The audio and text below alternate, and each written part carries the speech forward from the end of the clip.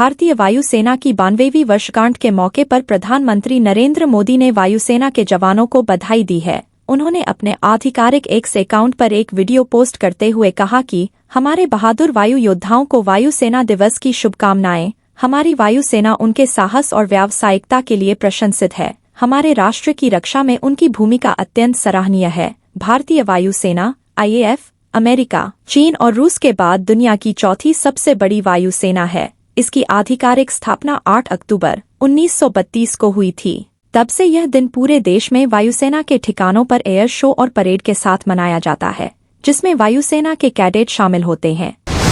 गाजियाबाद के डासना के देवी मंदिर के महंत और जूना अखाड़े के महामंडलेश्वर यति नरसिंहानंद के पैगंबर मोहम्मद पर विवादित बयान से यूपी में उठा बवाल थम नहीं रहा। मेरठ के साथ अलीगढ़, आगरा, एटा व कन्नौज में सोमवार को मुस्लिम समाज के लोग सड़कों पर उतरे तो गाजियाबाद में यति के समर्थकों ने प्रदर्शन किया। मेरठ में मुंडाली में बिना अनुमति प्रदर्शन ने हिंसक रूप ले लिया। यहां भीड़ ने रोके जाने पर पुलिस पर पथराव कर दिया। पुलिस ने यहां 30 नामजद और 150 अज्ञात के खिलाफ रिपोर्ट दर्ज की है। जुलूस में शामिल युवा और बच्चे तलवार और लाठी डंडे लहराते हुए धार्मिक और देश विरोधी नारेबाजी कर रहे थे। राष्ट्रपति द्रौपदी मुर्मू ने राष्ट्रपति भवन में मालदीव के राष्ट्रपति डॉक्टर मोहम्मद मुइज्जू और पहली महिला साजिदा मोहम्मद का गर्मजोशी से स्वागत किया। उन्होंने कहा, आज राष्ट्रपति भवन में मालदीव के राष्ट्रपति मोहम्मद मुइज्जू और पहली महिला साजिदा मोहम्मद का स्वागत करना हमारे लिए सम्मान की बात है। भारत और मालदीव भूगोल से ही नहीं, बल्कि हमारे लोकतंत्र के मूल्यों से भी जुड़े हुए हैं। हमने एक दूसरे की सफलताओं का जश्न मनाया है और जरूरत के समय में एक दूसरे का साथ दिया है। इस दौरान मालदीव के राष्ट्रपति मोहम्मद मुइज्जू ने कहा कि हमारी दोस्ती सदियों पुराने समुद्री संबंधों, व्यापार और सांस्कृतिक आदान प्रदान पर आधारित है। आगामी विधानसभा चुनावों के मद्देनजर कांग्रेस ने अपने प्रचार अभियान की शुरुआत करने का निर्णय लिया है। इस कड़ी में राहुल गांधी की भारत जोड़ो यात्रा की तर्ज पर प्रदेश कांग्रेस की ओर से दिल्ली जोड़ो यात्रा का आयोजन किया जा रहा है। इसकी शुरुआत 23 अक्टूबर से होगी। इस यात्रा में कांग्रेस के प्रमुख नेता राहुल गांधी, प्रियंका गांधी वाड्रा और पार्टी अध्यक्ष मल्लिकार्जुन खड़गे की प्रमुख भागीदारी होगी। दिल्ली के मतदाताओं को अपने पक्ष में लाने के लिए कांग्रेस का यह एक बड़ा दाव माना जा रहा है।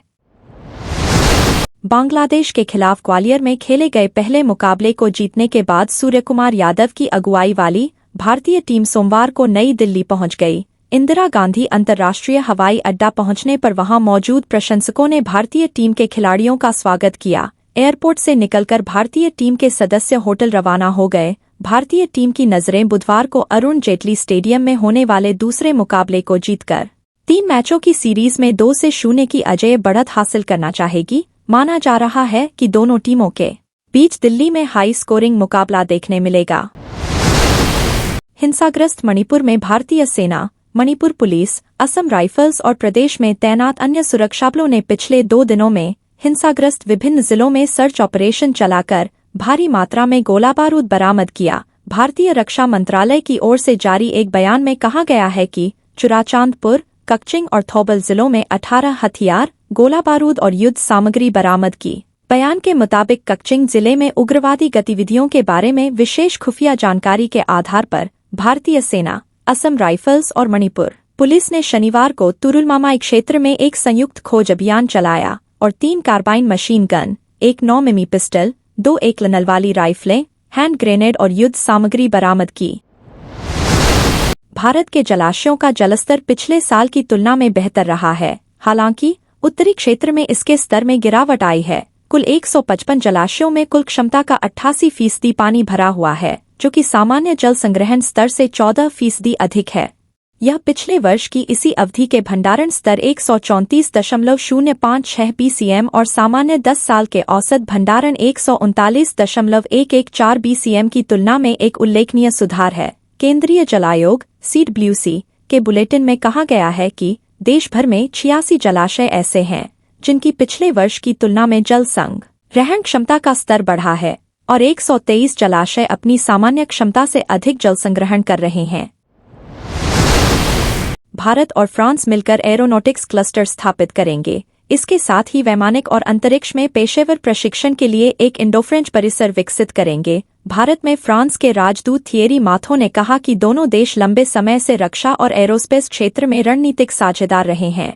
नई दिल्ली में French aerospace industries association (GIFAS) के सम्मेलन में माथो ने कहा कि भारत में फ्रांसीसी निर्यात का 55% वैमानिकी क्षेत्र में है। यह 2024 की पहली छमाही में 2.7 बिलियन यूरो है। हमारी साझेदारी न केवल रणनीतिक बल्कि सार्वभौमिक है।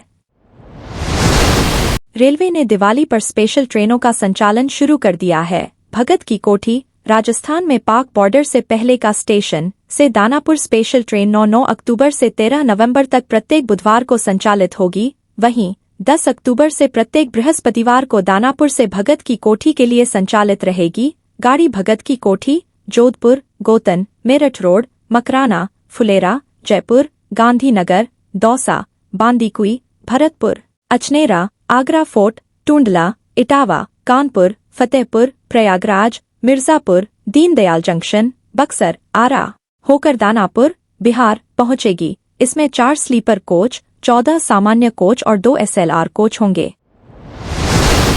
मध्य प्रदेश सरकार के कृषि मंत्री एदल सिंह कंसाना के गृह जिला मुरैना में किसान खाद के लिए परेशान हो रहे हैं। जिले में पिछले एक हफ्ते से खाद की जबरदस्त मांग बनी हुई है। किसान सुबह से ही खाद बिक्री केंद्रों के बाहर लाइनों में लग रहे हैं। उसके बावजूद किसानों की मांग के अनुरूप खाद नहीं मिल पा रहा है। बता दें कि आज सुबह से ही खाद वितरित केंद्रों पर किसानों की लंबी कतारें लगी हुई हैं। खाद के लिए किसान रात 2 बजे से ही लाइन में लग जाते हैं। उसके बाद 200 से 300 किसानों को ही सिर्फ टोकन मिलते हैं और फिर टोकन बांटना बंद कर दिया जाता है।